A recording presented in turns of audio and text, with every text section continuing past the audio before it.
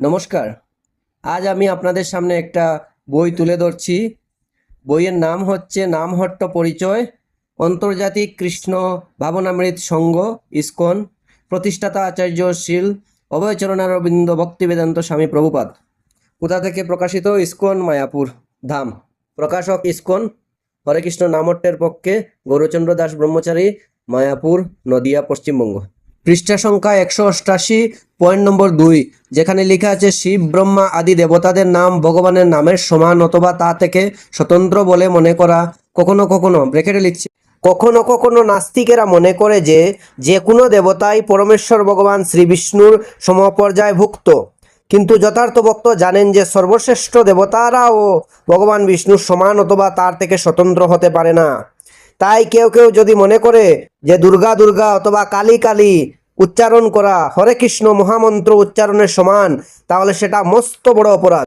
এই বইয়ের দশবিধ নাম অপরাধ অধ্যায়ে পরমেশ্বর শিব, ব্রহ্মা, মা কালী ও মা দুর্গাকে সাধারণ ডেমিগড বা নিচুস্তরের দেবতা হিসাবে তুলে ধরা হয়েছে।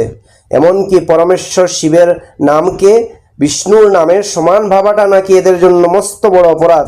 এইভাবে কোটি কোটি শৈবশাক্ত ভক্তদেরকে এরা সরাসরি নাস্তিক বলে চরম অপমান করছে। একটা বইয়ের পাতা কিভাবে সনাতন ধর্মের কোটি কোটি ভক্তকে এক নিমিষে নাস্তিকে পরিণত করতে পারে তা আপনারা এই বই না পড়লে বুঝতে পারবেন না।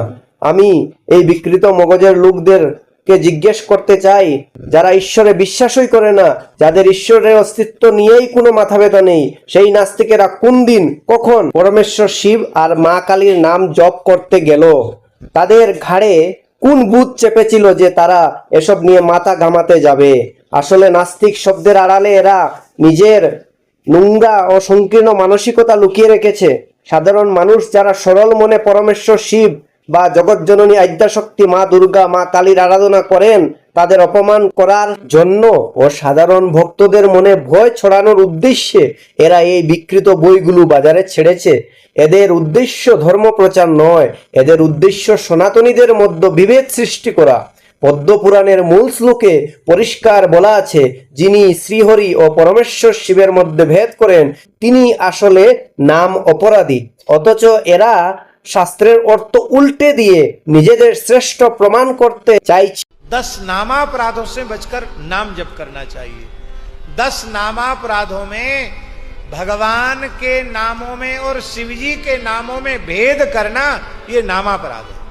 जो महिमा राम नाम की है वही महिमा शिव नाम की है, जो महिमा कृष्ण नाम की है वही महिमा शिव नाम की है। तो लोग कहते नहीं राम नाम की महिमा ज्यादा शिव नाम की नहीं है, को नामापराध लग जाता है। हरि और हर के नाम में भेद करना वो नामापराध है। শিব দুর্গার ভক্তদেরকে নাস্তিক বলার সাহস এরা পায় কোথা থেকে?